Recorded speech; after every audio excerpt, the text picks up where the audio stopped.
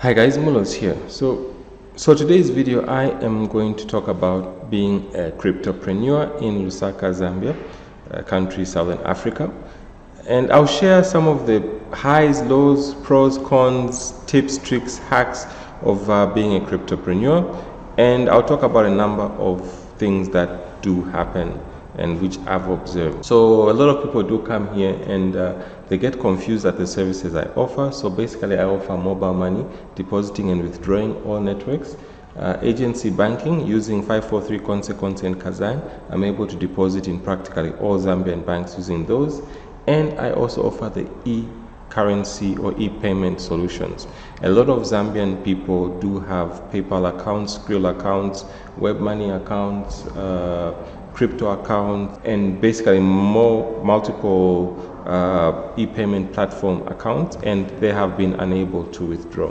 So I'll talk about some of these and some of the observations I have made. Now, before I start some of this, let me just talk about these cryptocurrency scams that are there. Usually they're just run-of-the-mill investment scams. They've got absolutely nothing to do with crypto, but a lot of people do get hit. So there was this one, this lady had contacted me, learn how to invest with only $10. If you invest $10 on the second day, you'd have $71. Day 3, I don't even know how much this is, but basically in 14 days, you'd have $723. This, without even giving it much thought, is definitely a scam. Crypto does not pay such high percentages. What this simply means is that if someone is able to invest $10 and get $723, why would they need your money to invest? It's something where it would be pocket change for them. I think let's try to avoid such. Then the next scams I've encountered are where people have genuinely believed they have gotten paid a large amount of crypto for 500 kwacha, 3,000 kwacha or so. So this gentleman from Chongwe contacted me and he was having problem withdrawing his BNB. He had 18,464.17. Then the next time he contacted me, his same wallet, this is how much he had. He had 2,029,447.07. Then the same man, this is also his wallet. This is how much he had. And when I asked him, how much did you invest or pay the guy who was handling this thing for you? And he told me he had sent this guy about 500 kwacha. Now there's no way that from 500 kwacha you'd be able to get $5,257, $120, $6, $2,026,486, 2,841.07, 119.44, or even 18,464.17. Just bear in mind that these three screenshots I've sent you are from the same person using the same wallet. So this is how he got scammed. He wanted us to meet so that I could help him withdraw, but you know, before I actually transact with anyone, I ask a lot of questions so that I know whether or not to contribute time, energy, and resources towards that or not. And this one, from simple observation, is a scam. Then there are also situations that happen where, you know, people do contact me, you know, and ask, Mr. Mulos, teach me how to make money in arbitrage business, or Mr. Mulos, teach me how to make money in crypto or anything like that. It's really difficult. It's not that I don't want to share knowledge or anything, guys, but I've made a lot of videos. I've explained how to make money in crypto. I've explained how crypto works and all. It's up to you to watch those videos and do with them what you may. But otherwise, I don't generally respond to such kind of queries or comments where someone just contacts me and asks me to teach them how to do crypto and the likes. It does take a lot of time, energy, and resources to actually reply or respond to these things.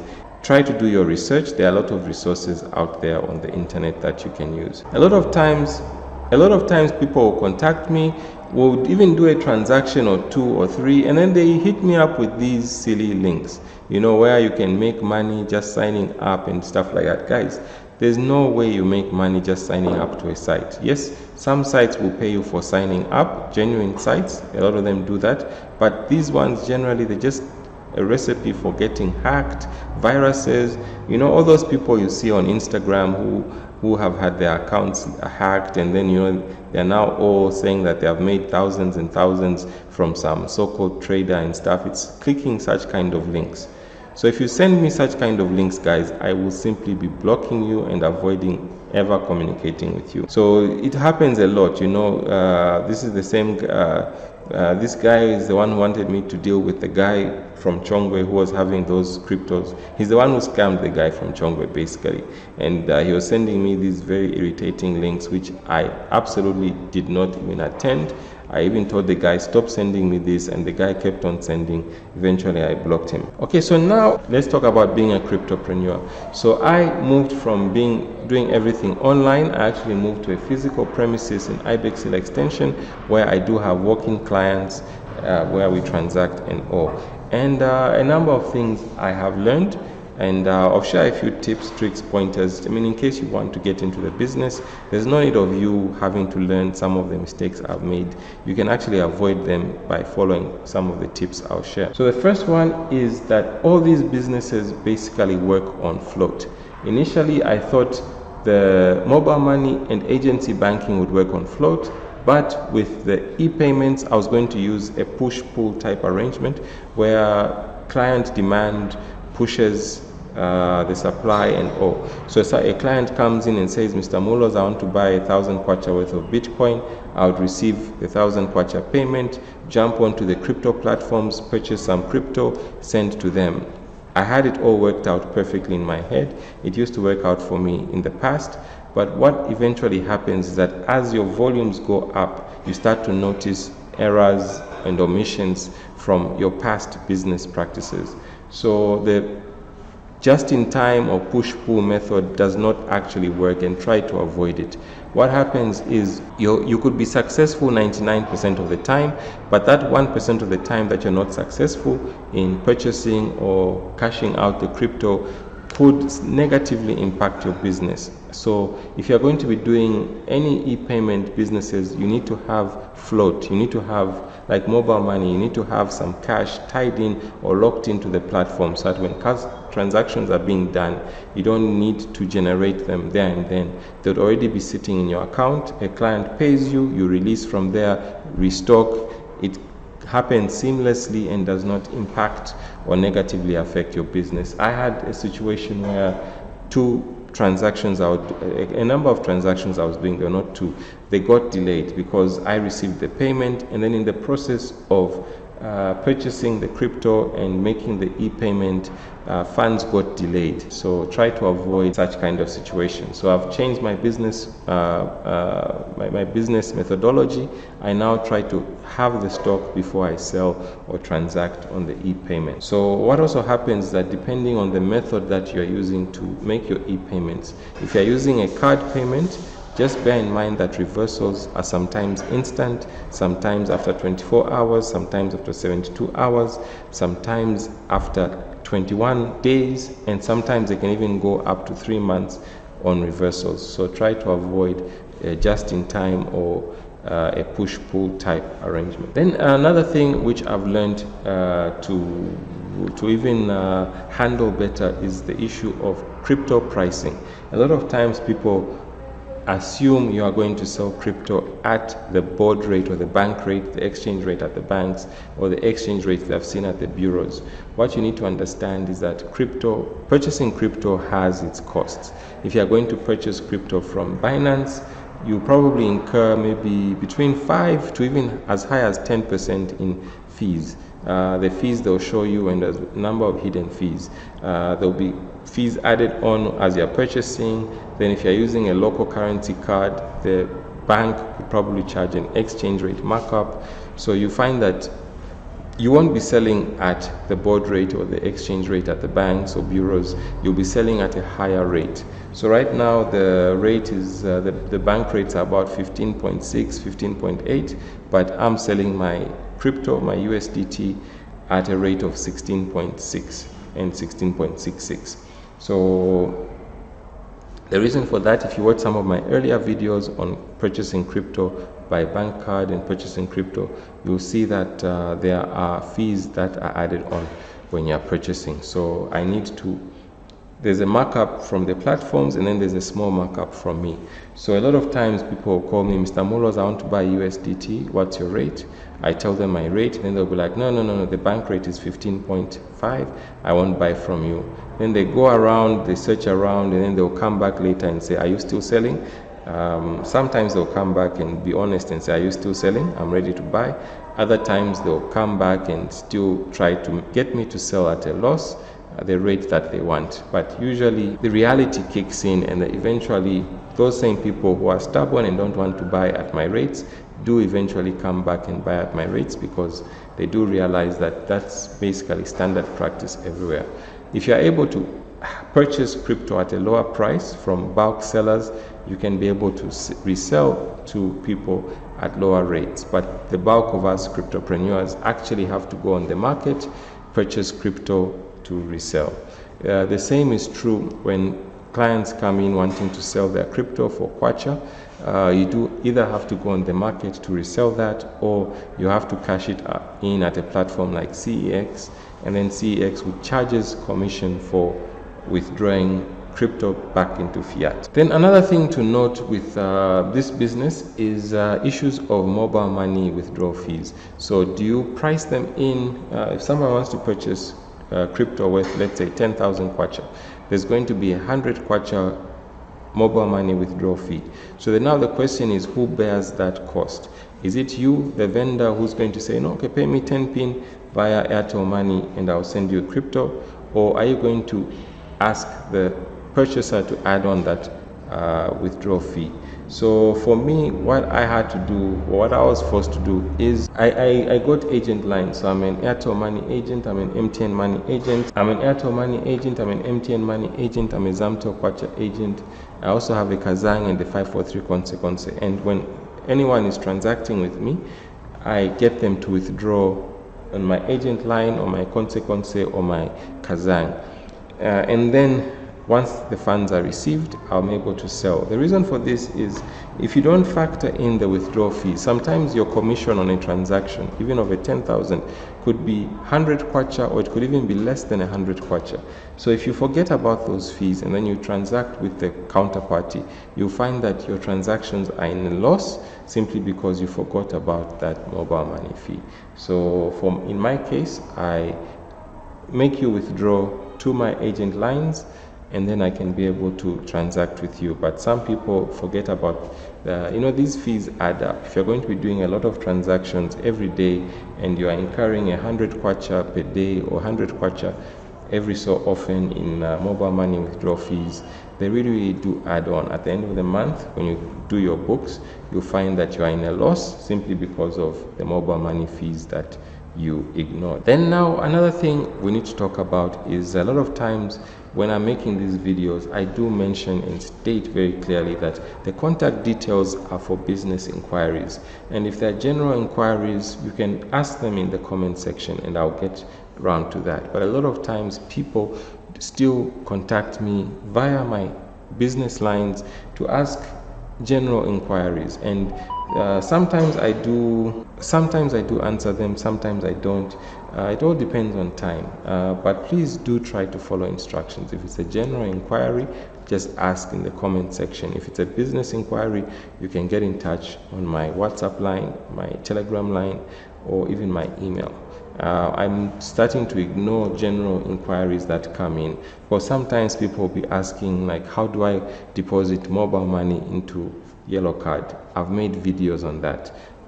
I cannot keep on answering that question. Sometimes people will be asking, like, how do you deposit from Zanaco to Yellow Card? So some of the questions are really, really simple, and I could probably answer them, but what you need to realize is that you're not the only one asking. I get asked that same question multiple times. With Zanaco, I cannot screen record a transfer from Zanaco to Yellow Card. The app does not allow screen recording. For me to just capture my screen while I'm doing the transaction, it would need a simple setup. I don't have that camera gear. I'll need to have a tripod where the camera is fixed, capturing the screen, and then I can do the transaction. Why does it have to be fixed when capturing the screen? Because there's sensitive data that needs to be blocked out. If I'm using my hand and and the camera is moving, it means that I have to be censoring my personal details and bank account details frame by frame, which is time consuming and all.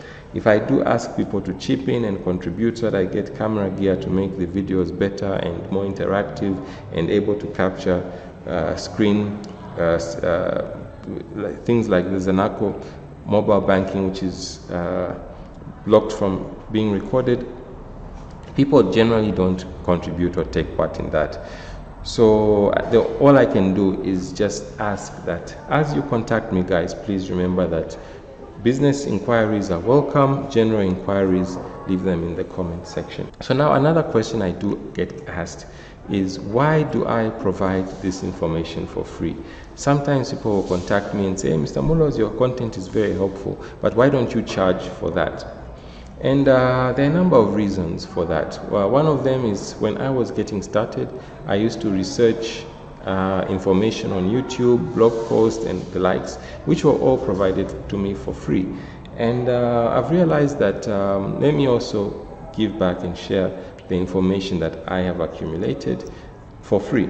If someone wants to contact me for business inquiries, and a lot of people have contacted me, they still do contact me. Not everyone wants to DIY or do it yourself. Some people just want to see that it can be done and then contact me.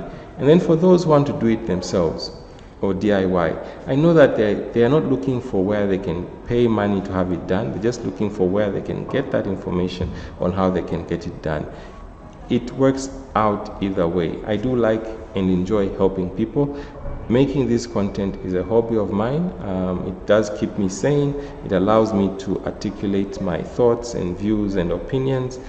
It's allowed me to interact with people from around the world, even countries I never thought would watch my content. I've had people contact me from US, Canada, Jamaica, South America, Saudi Arabia, Qatar, Bahrain, Yemen, Iraq, basically the entire Middle East, China, Australia, Russia, Ukraine, multiple countries in Europe, Nigeria, South Africa, Kenya, Zimbabwe, Botswana, Lesotho, Malawi, multiple countries, you know. I've really been shocked at the diversity of people who watch my content, who have reached out to me, even the people who have given me business based off my content.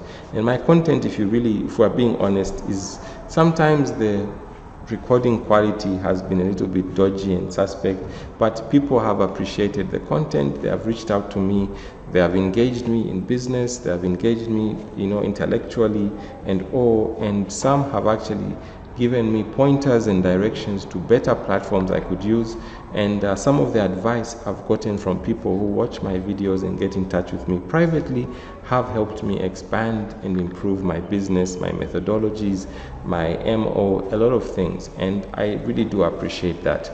Then also, you cannot monetize everything, guys. I'm not a motivational speaker or anything. So at the end of the day, a lot of the people who need my help or who are out looking for this type of content are honest entrepreneurs who are just trying to navigate the restrictions that being an African or a person in the global south presents when using all these platforms. So I always get happy each time I get contacted by someone who says, I'm from Zambia or I'm from wherever, your video has helped me get my business up and running. Your information has helped me